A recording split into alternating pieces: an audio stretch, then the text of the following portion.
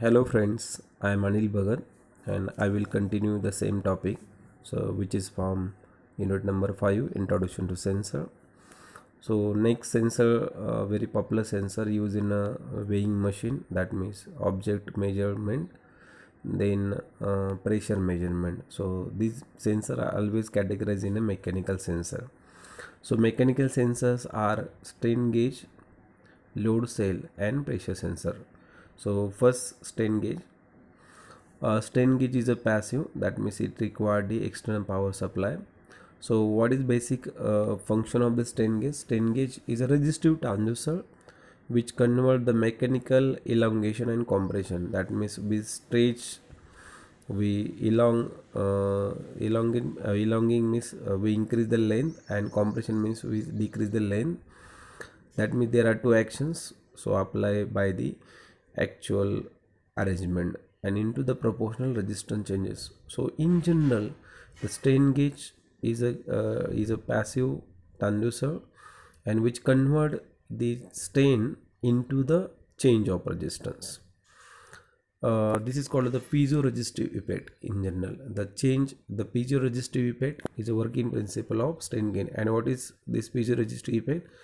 The change in resistance, due to change of variation in length and cross sectional area gauge wire when the external force add on that. The variation in resistance is converted into the voltage by using the Weston bridge. The gauge factor is a very important factor always mentioned in the strain gauge dataset. So gauge factor is defined as a unit change in resistance per unit change in the length of the strain gauge. GF is equal to dr by r dl by l.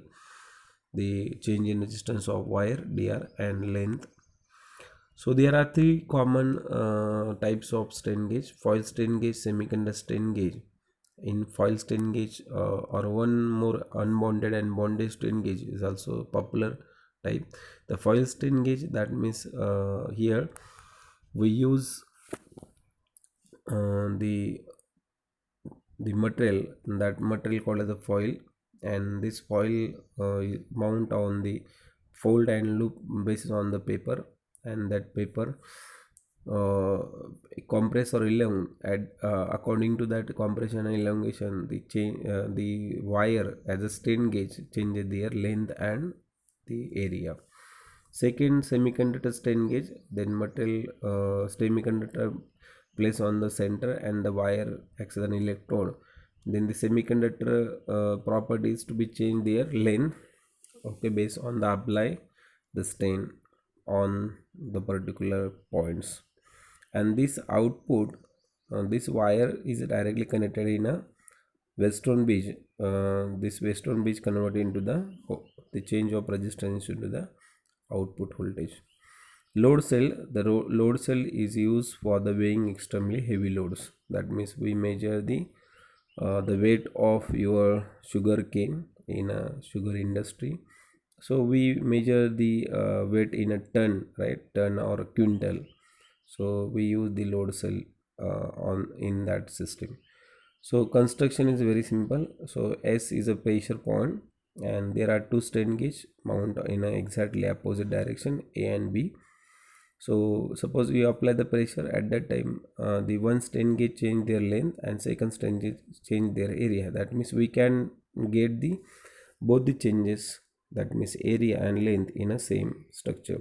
And now then by collecting these two parameter, our sensitivity will be increases, and we measure the very heavy load by applying the very small strain based on the area. So pressure sensor, so pressure sensors are always acts as an apply the pressure at one point, and then the property will change the displacement. That means pressure is directly converted to the displacement. So pressure sensor can be classified: the gravitational pressure sensor, that is manometer, first diaphragm, then the bellows, then capsule, and last one is the Bourdon tube. So electrical type sensor, diaphragm, capsule, and bellows, Bourdon tube. Elastic type pressure sensor, elastic pressure sensor first converted pressure into displacement, and displacement converted into the electrical signal using appropriate electrical sensor. So in general, pressure sensor, these all sensors are always in a mechanical, are always called as a mechanical sensor. So how will convert this displacement to electrical signal? Using the LVDT. That means the LVDT is always used to convert the actual pressure into the, that means displacement into the output voltage. So electrical pressure sensor, so always use the piezoelectrical material. So different mode of piezoelectric sensor, force of pressures, piezoelectric sensor. Some materials generate the electrostatic charge or voltage when mechanical stage are applied across them. The material exhibit the property called as piezoelectrical material. So normal, the voltage directly we collect the two electrode to that material. So pressure apply at that time, voltage will be changed. So positive type or negative type. That means so compress, then the voltage will. The quartz is a common material used in that. The different arrangement using the piezoelectrical. The piezoelectrical sensor consists of quartz crystal which is made of SiO2. When we apply the mechanical state on it along the certain plane, it produces an electrical potential along the other plane. So polarities of generating voltage depends on the direction of the stage. So next sensor, so acts as a biosensor. This is a new topic for you. So biosensor consists of three parts: component that recognize the analytic and produce a signal, the signal transducer and reader device. So principle of biosensor, so analytic sensory layer, then transducer and recognize this analytic, and now then we are collecting the signal.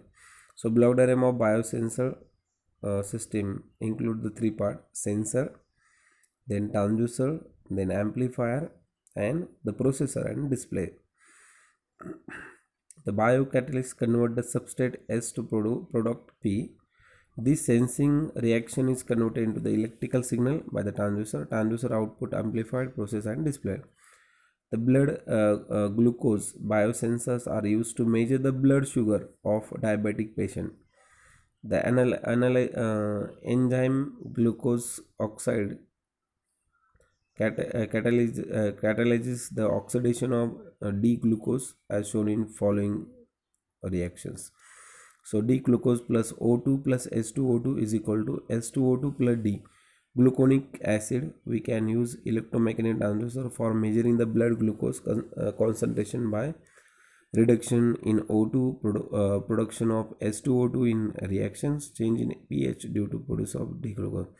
Figure 3 shows that differential biosensor to measure the blood glucose liquid by O2 output of electrode. One measure the levels of ambient O2, whereas other one measure the O2 used in reaction, hence name is differential.